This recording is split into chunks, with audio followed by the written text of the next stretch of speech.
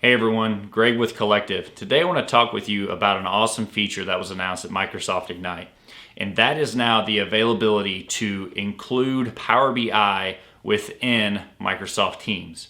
Now, some of you may be familiar with embedding reports inside of Teams channels, which has already been available out there for end users. What this new feature allows you to do is actually include the Power BI application, so this pretty well the Power BI service from within Teams.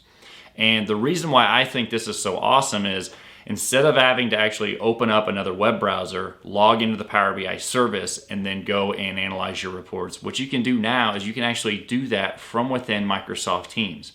So it keeps you within one unified location and keeps you from having to jump around between different applications in different platforms like a web browser. So I really think this is a cool feature that Microsoft has announced. I really think that they're going to start improving this and adding more features to Microsoft Teams, and that's just because of everybody working remotely, everybody realizing that hey, we don't have to always be in the office. We can use Microsoft Teams to collaborate.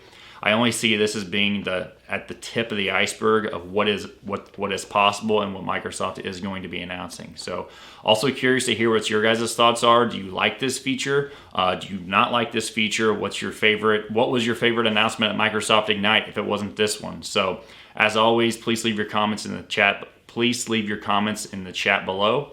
And as always, Collectiv is here to help. Stay tuned for more videos like this one, where we'll be continuously updating you on Power BI tips and tricks.